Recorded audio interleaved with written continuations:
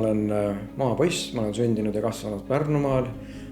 Kui ma kaardi pealt praegu vaatan seda kohta, kus ma kasvanud olen, siis tõepoolest selle ümbrusest leiab väga palju metsi ja soid ja natukene põldusid ka.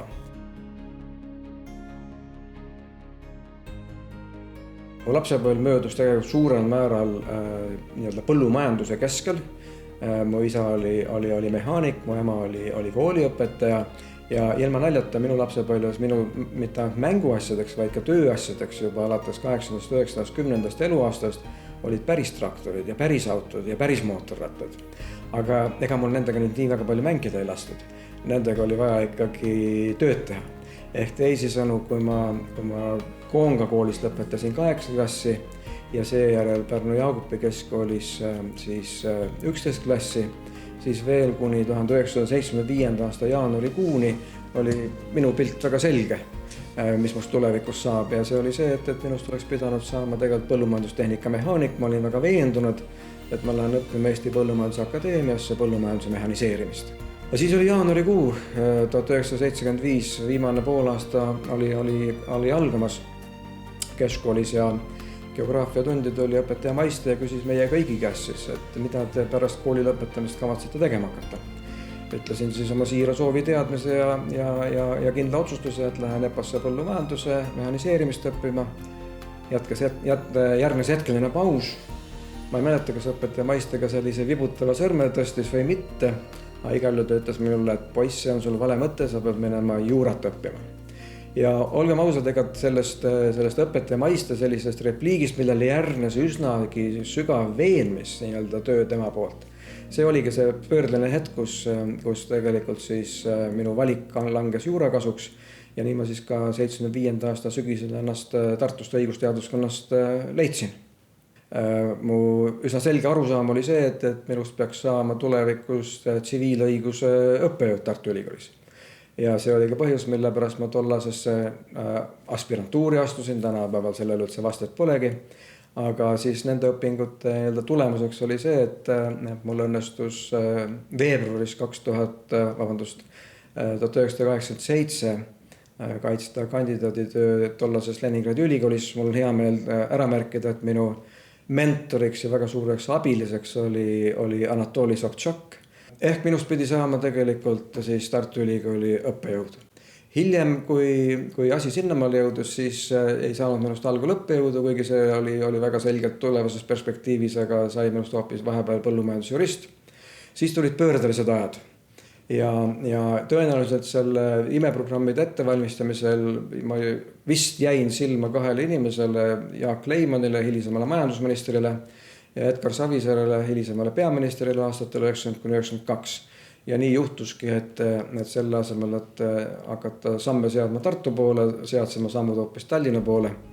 Ja siis aprillikuus, täpsemalt 17. aprillil 1990 sai minust siis taas iseseisvad Eesti riigi, sel hetkel ta loomulikult ei olnud veel taas iseseisvad, esimene justiitsminister.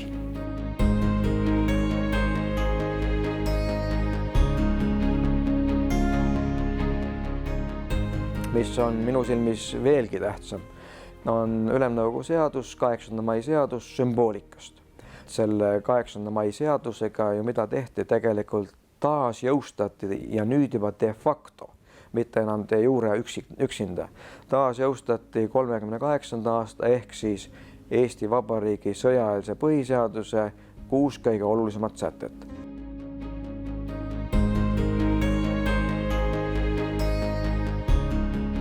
See lõplik eelnõu sündis tegelikult 7. mail Vabariigi Valitsuse istungi ajal. Ja meil istumise järjekord oli selline, et keskel oli peaminister Savisaar, tema paremal käel istusin mina ja omakorda minu paremal käel istus Lennart Meri, välisminister. Nagu välisministrile sageli oli omane, ta väga mitmetest valitsuse päevakorras olnud punktidest suurt huvi ei tundnud ja tegeles sageli oma mõtete koondamisega. Ta luges mingit sorti venekeelset ajalehte, see oli Läti ajaleht. Ja ma panin tähele, et ta äkki hakkas alla kriipsutama, märkmeid tegema, ta väga selgelt positiivselt erutus või innustus, on õigem sõna. ja parasjagu see artikkel kõneles siis nii-öelda lätlaste plaanist nii-öelda ära muuta nii-öelda Läti nimi, tuua siis Läti Vabariik mitte ainult terminina, vaid mõistena ja teha teatavat sammud. Siis ta tegi seal mõned märkmed, pani need minu ette ja ütles, et Jüri, et loe läbi ja vaata ja mõtle, mis sa ütled selle peale. Ma siis lugesin ja mõtlesin ja vaatasin ja siis kirjutasin kiiresti Lennartile vastuseks, et jube õige mõte sul, seda tuleb kindlasti ka meil teha. Siis Lennart müksas mul sedasi kergelt õla peale, et kuule, et veena nüüd peaminister ka selles ära kiiresti. Ma omalt poolt kirjutasin siis mõningad märkmed, tuginedes siis välisminister Meri seisukohtadele, lisades omalt juurde ja siis kirjutasin alla talle ka niimoodi, et Edgar, mulle tundub, et me peaksime kiiresti selle asjaga tegelema. Savisaar hetkeks siis jättis nii-öelda istungi juhatamise katki, see kestis võib-olla tõesti minutit paar, luges need märkmed kiiresti läbi, siis ütlesin, kuule, minge nüüd Lennartiga kõrvalt tuppa ja tehke see asi ära.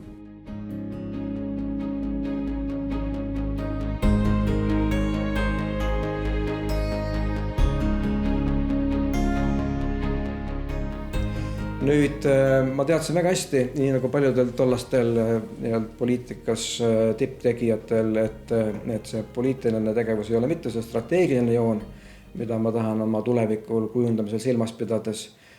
Mul oli päris selge, et ma tahan tulla tegelikult ikkagi oma professionaalse praktilise tegevuse juurde. Ja kui ma jaanuaris 1992 valitsusest ära tulin, siis ma jätkasin veel päris mitu aega tööd muidugi põhiseaduse kallal, põhiseaduse assamblee juures. Kuid tollal oli valik langenud, ainus probleem oli see, et selle valiku langemisega ei olnud hetkel midagi peale hakata, sellepärast et kui põhiseadus kehtima hakkas 3. juunil 1992 leidsin mina ennast tegelikult töötu olukorrast ja see oli päriselt niimoodi, see ei ole mingisugune klišee nali välja mõeldud või siis selline humoorikas jutujätk, mida mahlakas vürtsis nagu esitada, see oligi tegelikult niimoodi. 90. aastate alguses pärast seda, kui ma olin justiitsministri ametist ära tulnud, oli mul paar korda võimalus käia õppereisidel, üks neist toimus Saksamaale ja ka Prantsusmaale ja tollal professor Varul oli see, kes valmistas ette Eesti pankrotiseadust. Ja samamoodi oli sellesse pankrotiseaduse ettevalmistamisse kaasatud ka siis Pariisi advokaadibüroo Moquet-Board & Associés. Olime Varuliga Pariisis, tõsi küll, minu roll oli seal suhteliselt tagasihoidlik, põhiliselt oli minu rolliks professor Varulit assisteerida ja ma ei tee nalja praegu, see oli tõsiselt niimoodi. Kuid meeldiv juhus ootas ees, kui me käisime ühel õhtusöögil koos siis Pariisi büroo partneriga Daniel Hurstelliga, siis ma rääkisin Danielile oma kurva saatuse ära, et polegi nagu midagi praegu peale hakata, et tööd pole. Ja siis Daniel tegi ettepaneku, et kuule Jüri, et teeme midagi koos. Ma küsisin, et mis asi see on, mida me siis koos teeme. No kuule, teeme Tallinnasse advokaadibüroo. Ega mul rohkem aega ei läinud kui 10 sekundit umbes, et sellele küsimusele positiivselt vastata ja selle õhtusöögiga ja selle otsusega oli tegelikult minu professionaalne saatus ära määratud. Ma olen erakordselt tänulik, et sel õhtul selline otsus sündis, ma ei ole seda otsust mitte kordagi kahetsenud ja ma ei ole ka mitte kordagi selle 20 peaaegu siis nüüd 7 aasta jooksul mõelnud mingi teise ameti pidamisele või mingi teise ettepaneku vastu võtmisele, kuigi veidi sedasi ärplevalt öeldes ma võin öelda, et neid ettepanekuid ja võimalusi on olnud kümneid kindlasti kohe erinevatel aegadel, aga millele ma olen jäänud lojaalseks väga kindlalt on see sama otsus, mis ma tol õhtul Pariisis tegin ja veel tähtsam ma olen jäänud lojaalseks väga selgelt sellele büroole, kus ma olen töötanud ja kus ma tegelikult tõepoolest praktiliselt iga hetke selles tegevuses olen ka nautinud.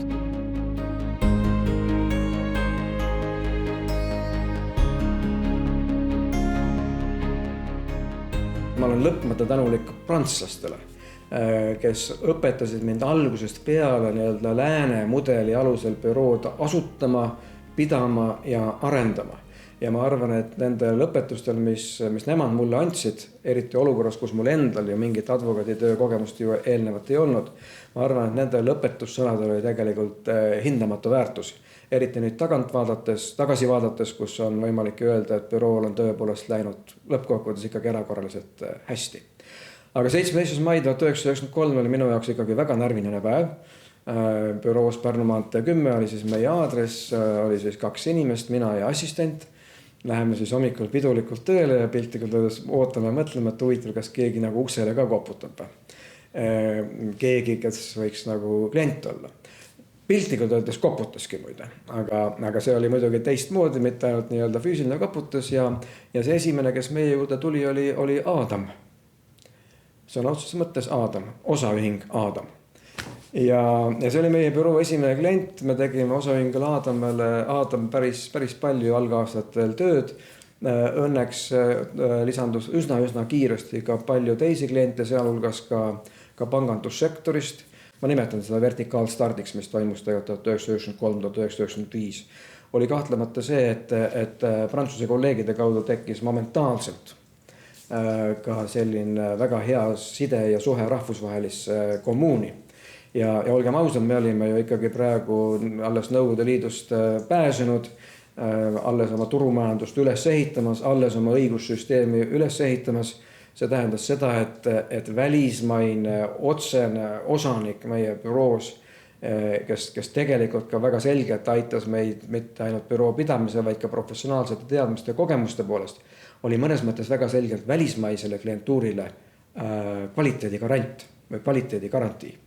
Ja see oli kindlasti üks oluline faktor, mis tõttu ka hakkas algusest peale kohe ikkagi vägagi selgelt hästi minema. Juba 1994. aasta septembrist tuli juurde järgmine partner Sven Papp, kellel on jätkuvalt väga tugev Rootsi turu taust, mis jällegi andis meil juurde välismaist klientuuri ja nii ta hakkas kohe loogiliselt järjest edasi siis arenema.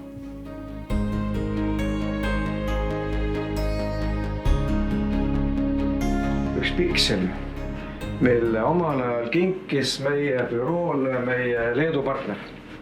Ja selle Pixilmal on väga sümboolne tähendus, mitte ainult sellepärast, et ta on Toompeale suunatud, vaid sellepärast, et nagu me oleme kogu aeg rääkinud seda 1000-aastase büroo kontseptsiooni, et kõik peab olema tehtud ja mõeldud läbi pikas perspektiivis. Pixil aitab aega, et kui silmavaade jääb liiga lühikeseks, siis seda pikka perspektiivi meelde tuletada.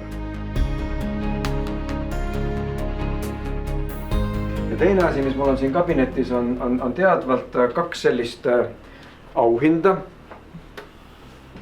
Ja miks just need auhinnad? Üks on antud mulle Kesk-Euroopa ja Ida-Euroopa õigusturgude market makeri tiitel. See oli 3 aastat tagasi. Ja teine aasta 2014 õnnestus mul saada EY poolt korraldatava konkursi korras Eesti aasta ettevõtjaks. Miks need on siin? Need on siin sellepärast, et kui teatav hulk selliseid tunnustusi ja auhindasid ja trofeesid on individuaalset laadi, siis siin nendes 2 asjas on see kollektiivne alge, mis seondub meie bürooga erakordselt suure tähtsusega. Miks? Mitte ükski inimene, ei Jüri Raida ega keegi teine advokaatidest ei ole üksinda mitte mingisugune market maker. Olgu siis tegemist Eesti algusaegadega või siis tänase päevaga. See market makeri roll ja sellega kaasnev tiitel on olnud võimalik tõepoolest ainult tänu sellele, et see büroo on selline, nagu ta on. Väga kõrge kvaliteediga ja väga edukas.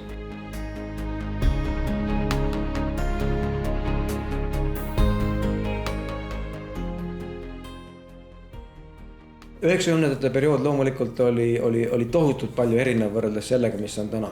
Esiteks ikkagi Eesti õigusturg oli sel ajal ju veel suhteliselt tühi. Loomulikult ka siis oli juba konkurents olemas. Aga siis ei olnud konkurentsi küsimus mitte nii palju turunduslik aktiviteet või siis turu hõivamine või haaramine, kuivõrd see, et sa pidid olema professionaalselt tasemel, mis on lähedane lääne tasemele ja siis tuleb arvestada seda, et sel ajal oli ju Eestis 3 suurt reformi, omandireform, maareform, mis olid eeskätt nagu rohkem Eesti kesksed, aga erastamine, mis oli suurel määral tegelikult välisklientuuri keskne. Ehk teisisõnu siis oli küsimus sellest, et ikkagi käituda ja toimida nii, nagu lääne advokaadibüroodes on kombeks ja tagada kvaliteet enam-vähem sellisel tasandil, nagu lääne advokaadibüroodes seda mõistetakse. Ja ma arvan, et siin oli meil sel ajal ka olemas väga selgelt turueelis. Me suutsime tõepoolest siin nagu konkurentsis väga kiiresti läbi lüüa ja jõuda väga heale turupositsioonile. Mis puudutab nüüd advokaaditöö iseloomu, siis veel korra tänu sellele, et me alustasime bürood kohe algusest peale välispartneriga, siis meil jäid ära sellised kasvuraskused, mis on seotud küsimustega, kas sinu isiklik omand ja büroo omand on kuidagi läbisegi või ei ole, millised on sinu eetilised toimimismeetodid, need olid meil algusest peale paigas, ega neid õpetussõnu, mida oli tarvis järgida, ega neid ei olnud ju nii palju, neid oli võib-olla 6-7 tükki, aga nad olid väga põhimõttelise tähtsusega. Ja seetõttu ma julgen küll arvata, et loomulikult professionaalselt oli büroo tase 90ndatel aastatel ju väga palju nõrgem, kui see on täna. Kuid ta oli väga selgelt ka siis juba vastav lääne standarditele. Töö iseloom oli ka väga palju erinev võrreldes sellega, mis on täna.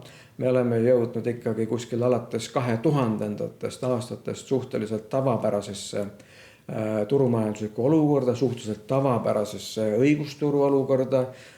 Meenutagem siinkohal, et jutumärkides Eesti uus õigussüsteem sai ju valmis 2. juulil 2002, kui jõustus võlaõigusseadus, mis tähendas seda, et praktiliselt kogu vana õiguskord oli asendatud uuega. Ja selleks ajaks said enam-vähem läbi ka reformiprotsessid, need massilised reformiprotsessid, mis 90ndatel aastatel olid tegelikult ju advokaadibüroode jaoks põhiliseks tegevusvaldkonnaks ja põhiliseks sissetulekuallikaks. Ja olgem ausad, nüüd sel hetkel oli päris oluline selline oma tegevuse ümberprofileerimine. Ja siin oli väga oluline see, et just nimelt selle uue õiguskorra tingimustes advokaadibürood oleksid selles uues õiguses võimelised väga kiiresti orienteeruma.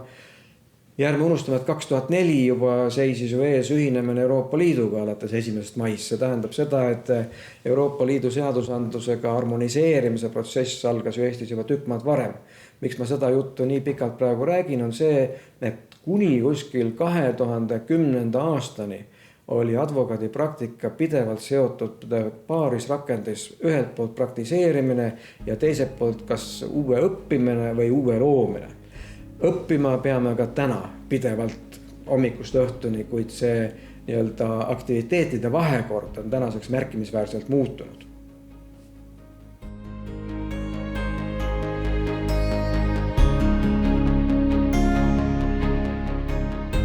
Tänases geopoliitilises olukorras, kus väga paljud asjad on muutunud hapraks, tahan ma jätkuvalt soovitada kõikidele otsustajatele, eeskätt poliitilistele otsustajatele, igal hommikul pärast ülestõusmist lugeda läbi põhiseaduse preambula. Missioonitunnet saab rakendada alati, aga seda missioonitundega välja paista on praegu keerulisem ja praegu on raskem. Ehk teisisõnu, sa pead tänapäeval samasuguse nii-öelda avaliku tuntuse saavutamiseks, avaliku tunnustuse saavutamiseks, ega olgem ausad, inimesed peavadki olema ambitsioonikad. Ambitsiooni üheks osaks on ka tunnustusvajadus. Selles osas on kahtlemata tänapäevane keskkond palju keerulisem ja palju raskem. Aga kes on pühendunud, kes tahab, kes soovib ja kes on järjekindel. Ma sõnastan just nimelt seda järjekindlust kui kõige olulisemat edufaktorit just sellise missiooni realiseerimisel ja missiooni tutvustamisel. Siis on see võimalik igas ühiskonnas ja kindlasti Eestis kergemini veel kui suurriikides, sest et Eesti väike ühiskond on võimeline ka nii-öelda uusi tegijaid kiiresti leidma, kiiresti nägema ja kiiresti tunnetama ja tunnustama.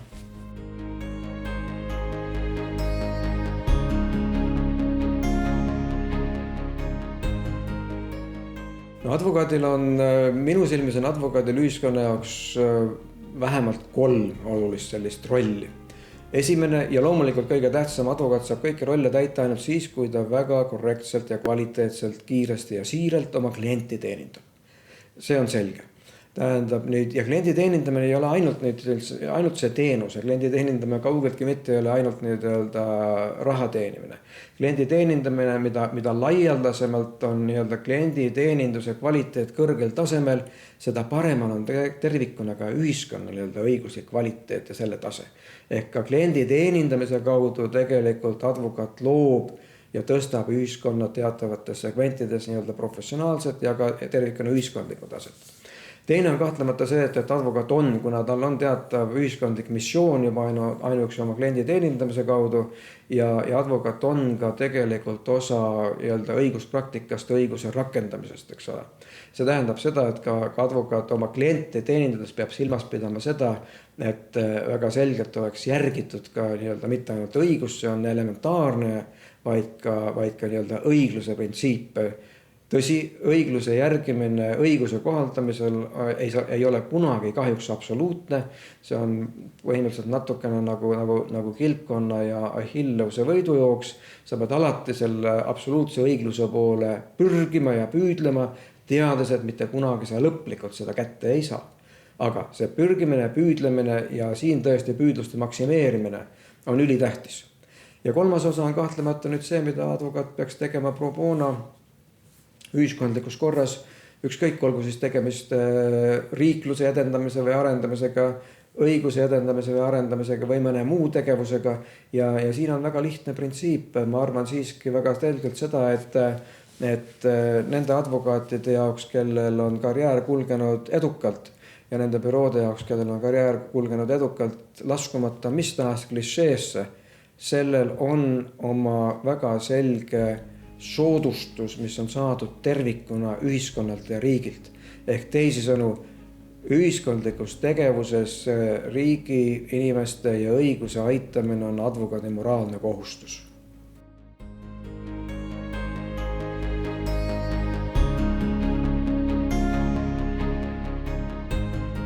Advokaadibüroo vara, kui üldse varast rääkida, ei koosne nendest laudadest ja toolidest ja arvutitest, mis on väga vajalikud, sest advokaadibüroo ei saa ilma selleta toimida.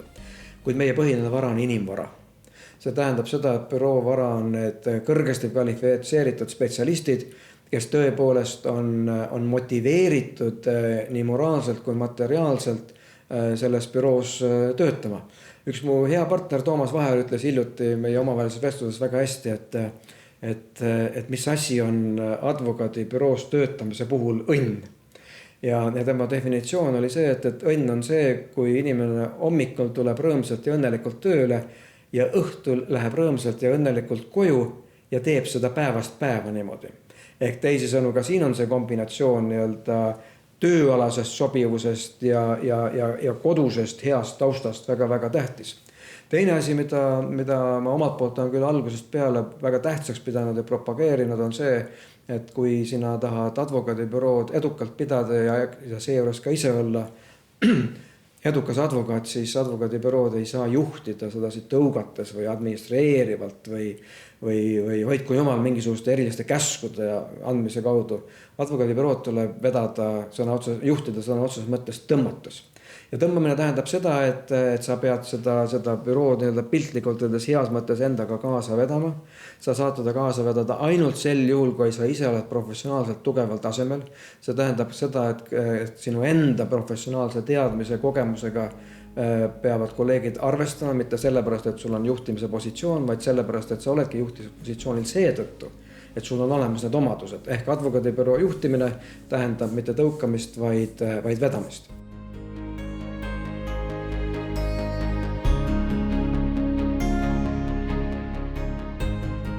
Muudatused, ma arvan, järgmise 10 aasta jooksul advokaadi praksises on suuremad veel, kui nad olid eelmise 10 aasta jooksul.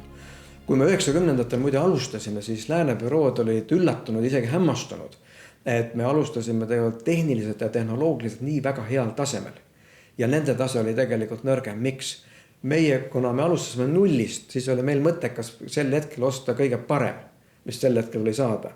Kuna vanad bürood läänes olid alustanud ka nullist, aga 100 või 200 aastat tagasi, siis nendel oli alati probleem selleks, et ajaga kaasas käia, nad pidid olemasolevaid süsteeme pidevalt vahetama. Ja see süsteemide vahetamine on teatavasti väga kallis lõbu.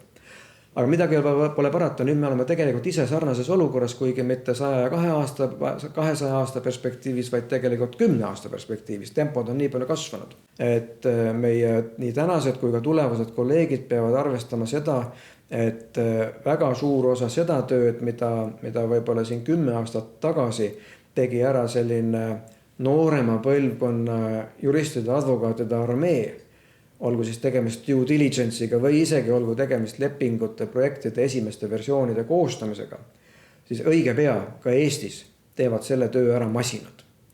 See tähendab seda, et advokaaditöö tegelikult oma kvalifikatsiooni nõudmise seisukohalt muutub veel keerukamaks ja veel nõudlikumaks, sest klientuuri jaoks jääb nüüd nii-öelda inimtööks see, mida tegelikult robot ei suuda. Ja neid valdkondi õnneks, mida robot ei suuda, on ikkagi piisavalt palju. See tähendab seda, et advokaadiamet on vähemalt 2000 aastat vana ja ma arvan, et küllap ta paar tuhat aastat kestab veel, sellepärast et ka kõige paremad masinad ikkagi inimadvokaati asendada ei suuda, kuid muutub väga tugevalt töö iseloom. See on täitsa kindel. Kus kindla peale robotid ei suuda advokaati asendada, on kohtulikud väitlused ja lepingute läbirääkimised. Tehnilist tööd, draftimist, siis projektide kirjutamist. Seda on tõenäoliselt võimalik juba lähema 5-6 aasta jooksul prognoosida, et seda tehakse päris palju masinatega. See, kus jääb inimlik moment väga selgelt sisse, on kõik see, kus on tegelikult mängus isegi käitumismaneerid, miimika, kehakeel. Robotitele võib ju malemänguga selgeks õppida, aga ikkagi inimeseks nad tõenäoliselt vähemasti lähema 100 aasta jooksul ei muutu. Nüüd, mida ma tahan soovitada noorematele kolleegidele, mitte ainult koostööd robotitega, vaid ma tahan kindlasti soovitada seda, et selleks, et olla edukas advokaat, selleks, et saada edukas advokaadiks, on loomulikult elementaarne see, et sul on olemas piisavalt head, et mitte öelda väga head juriidilised teadmised. Aga see on elementaarne. See, kas sinust kujuneb tõepoolest edukas või väga edukas advokaat, sõltub suurel määral suhtumisest. Sõltub suurel määral töökusest ja sõltub suurel määral sellest, kuidas sa tegelikult oskad suhelda ja suhestuda kliendiga. Nendel aegadel, kui ma pidasin veel büroos päris palju tööintervjuusid, ma mõnikord ehmatasin noori kolleege, kes tööintervjuule tulid selle, kui ma teadsin endale, et tead, hea sõber kolleeg, meie büroos klient ei ole kuningas. Selle peale saabus hämmastanud vaikus, üllatunud suured silmad. Ma ütlesin selle peale, et klient on meie büroos jumal. Ja lähtuvalt sellest tuleb ka käituda, eks ole, et ei ole olemas suuremat eeldust advokaadil kui kliendiga korrektse ja korraliku suhte pidamine.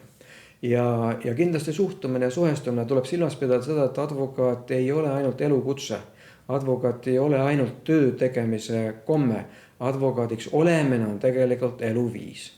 Ja see tähendab seda, et ka need ajad ei ole üldse veel möödas, kus ikkagi klient eeldab väga selgelt seda, et advokaat on talle kätte saada, kui mitte 24/7, siis 18/6 päris kindlasti.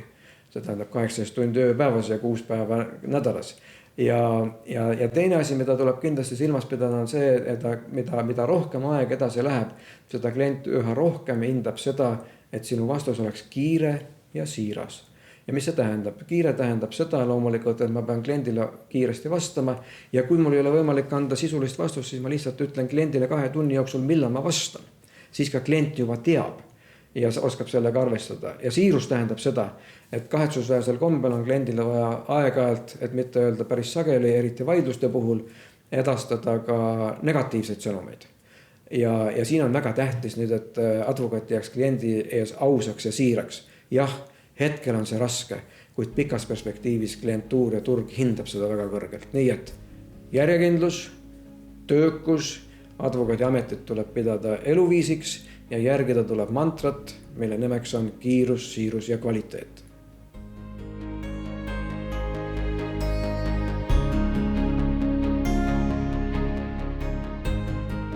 Advokaaditöö ja advokaadielu ei saa koosneda ainult õigustööst. Kui sa oled tegelemas ainult õigustööga, siis tegelikult küllalt suure tõenäosusega mingil hetkel saabub frustratsioon, tekib isegi võib-olla mingisugune mandumine ja lõppkokkuvõttes sinu advokaadi potentsiaal mitte ei suurene, vaid väheneb. Ma olen veendunud, et väga paljudel, kui mitte enamikel advokaatidel on olemas hobid ja kindlasti on ka mul need hobid olemas ja ma toon välja 2 hobi, üks, mis on väga selgelt õigusega seotud ja teine, millel puudub õigusega igasugune seos. Esimene või täpsemalt siis teine neist, kui ma sain 50-aastaseks, siis veel enne seda käis mul peas kogu aeg üks selline mitte siuke kummituslik mõte, vaid selline kinnisidee. Ma olen pärit maalt, nagu ma eelnevalt ütlesin, ma olen pärit Pärnumaalt. Sünnikoodus oli omal ajal talu, kus ma siis tegelesin kõikvõimalike traktorite ja põllumajandusloomadega ja nii edasi. Mul ei ole põhjust eeldada ja arvata, et minu järgnevad põlvkonnad lähevad sellesse maakohta kunagi elama ja seda kohta edasi pidama. On tore, kui nad seda teevad, kuid neil ei ole selleks vähimatki moraalset kohustust. Ja siis hakkas minus väga selgelt tekkima soov see sünnikoht kuidagi selgelt ära põlistada.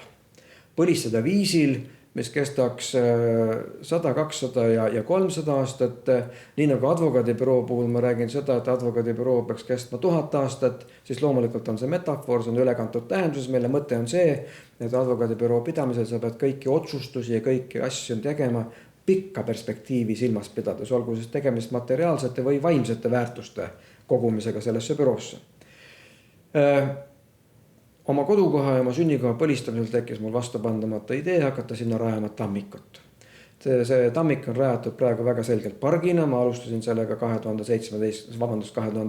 aastal, vahetult enne, kui ma sain 50 aastaseks. See tammik on natukene väiksem kui 1 hektar. Seal on väga palju puid, arhitekt tegi sellele tammikule korraliku plaani. Ma olen natukene seda plaani rikkunud, arvates, et äkki oma looming juurde panna läheb asi veel paremaks. Aga mis on selle hobi, ja see on kindla peale minu väga suur ja väga oluline hobi. Mis on selle hobi juures tähtis on see, et esiteks on mul olnud võimalus sinna tammikusse kutsuda oma nimelisi tammesid istutama väga palju tuttavaid sõpru, nii sõpru ja tuttavaid avaliku elusfäärist kui ka eraelusfäärist. Ja loomulikult need sellised mõnes mõttes tseremoniaalsed tammede istutamised on olnud midagi sellist, mis meie vahelisi suhteid nende inimestega on väga meeldivalt ja mõnusalt tsementeerinud. Ma olin kohustatud just eile hommikul kokku lugema kaardi pealt, palju siis praegu nimelisi tammesid mul tammikus on. Hetkel on neid seal 77 ja ma võin juba täna kindlalt öelda nii, et sügiseks on vähemalt 80 kui mitte 81. Sest lihtsalt mõnede heade tuttavatega on istutamised suveks kokku lepitud. See tammiku pidamine, ma käin seal kuskil 2-3 korda suvekuudel ka 4 korda kuus või 3 korda kuus. See on erakordselt suur füüsiline pingutus sel päeval, kui ma hommikul lähen, siis õhtul tulen. Ma olen õhtul tulles tagasi Tallinna koju tulles erakordselt väsinud ja sama erakordselt õnnelik ja rõõmus. Just nimelt selle üle, et nendel töödel, mida ma seal tammikus teen, erinevalt advokaaditööst, seal on see töö resultaat praktiliselt õhtuks juba näha.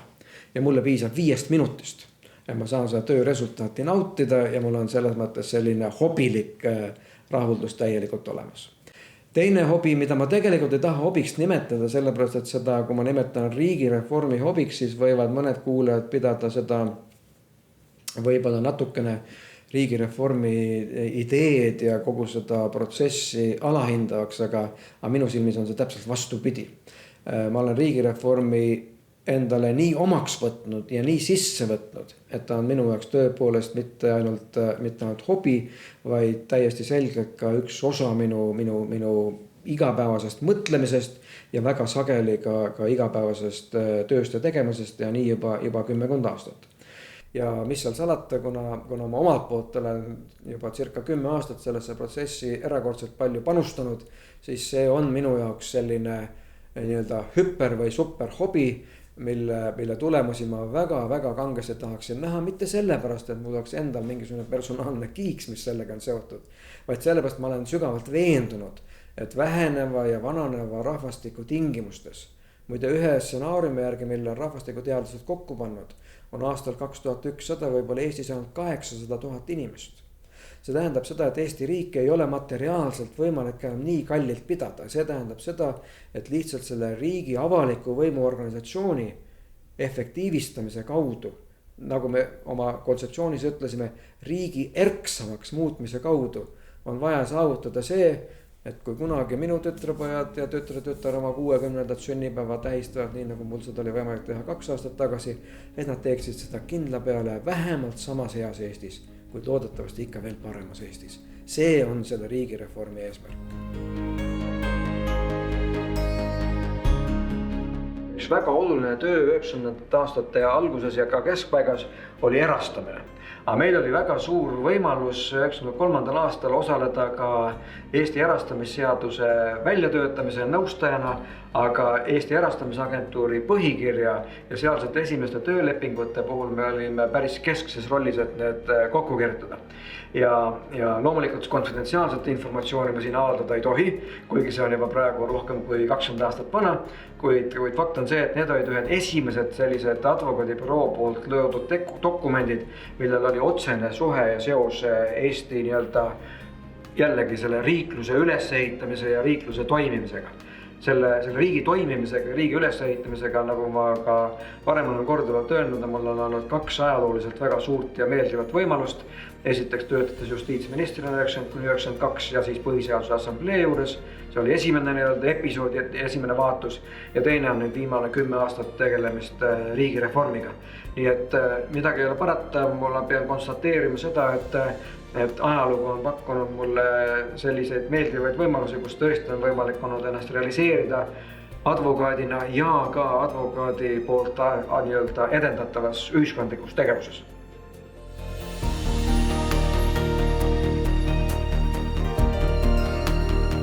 Küsimus nüüd advokaadi töö nauditavusest ja advokaadi õnnest on üks tõeliselt filosoofiline küsimus, mis mulle täitsa meeldib seda hakata lahti mõtestama ja ma nüüd lähen oma jutu alguse juurde tagasi. Ma mäletan, kui ma olin väike poiss, siis isa õpetas mind alati niimoodi, maal oli vaja teha puid, igal aastal meil oli vaja teha 30 ruumimeetrit puid selleks, et talvel oleks tahjud köetud. Ja meil oli isaga isegi selline väikene võistlus see, et puuriit tuli laduda sirgena ilma nööri ja sedasi laua kasutamiseta, tähendab silmamõõdu järgi. See tähendas seda, et sa pead kogu aeg oma laatavat puuriite käima otsast vaatamas, kontrollimas, silmaga mõõtmas, vajadusel toksima, vajadusel väljapoole tõmbama puid.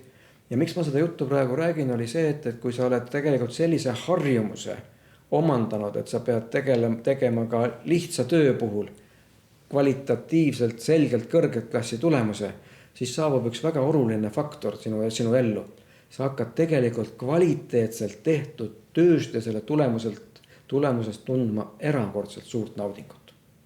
Kui sa mingil ajal saavutad võib-olla isegi oma tulemused liiga kergelt ja kui sa ei pea vaatama järgi, kas puuriit on ikka täpselt sirge või mitte, siis uskuge mind, saabub paradoksaalne olukord, sellisest tööst ja selle töö tulemusest tunned sa muide vähem naudingut. Ehk teisisõnu, kui sa paned oma töösse kogu oma maksimaalse kvaliteedi otsingu ja pingutuse, ja siis sa tegelikult naudid seda tööd ja naudid seda tööd ka igapäevaselt. Tõsi on see, et laotud puuriit pakub sulle professionaalse rahulduse palju kiiremini kui advokaadi töö resultaat, sellepärast, et advokaadi töö resultaat saabub sageli mitte päevade, vaid kuude, mõned projektid kestavad aastaid, mõned protsessid kestavad aastaid ja seetõttu on väga tähtis, et sa enda jaoks mõtestad lahti ka selle, et sinu töös ka sellised mitte lõplikuid, vaid vahetulemused, kui nad on perfektselt soorituse tagajärjel saavutatud, on midagi see, millest sa pead suutma rõõmu tunda. Ehk teisisõnu, ühelt poolt sa pead suutma väga tugevalt panustada, kuid teiselt poolt sa pead oskama õppima ka vahetulemustest ja lõpptulemustest rõõmu tundma. Aga õnnega on selline asi, et õnn on tõenäoliselt õnneks üks selline nähtus, mis on defineerimata, isegi legaaldefinitsioon õnnele puudub, kuigi tänapäeva üleregulaaritud maailmas püütakse praktiliselt kõiki asja hakata juba defineerima. Õnn on tunne. Ja õnn on selles mõttes väga selgelt ka subjektiivne tunne, nagu ma eelnevalt ütlesin, ja see kehtib ka tõepoolest minu enda puhul. Kui ma ikkagi hommikul tööle tulla tahan ja ma tunnen rõõmu selle üle, ma tunnen rõõmu selle üle, milliste heade inimeste ja kolleegidega ma oma büroos kohtun terveks päevaks, terveks tööpäevaks. Ja ma lähen õhtul tagasi rõõmsalt koju, mitte sellepärast, et ma tahan büroost ära joosta ja põgeneda, vaid sellepärast, et mind kodus ootavad teised inimesed, kellega mul on väga hea koos olla. Siis ma arvan, sellest tegelikult juba õnneks piisab. Olgu siis tegemist advokaadiga või mõne teise muu elukutse esindajaga.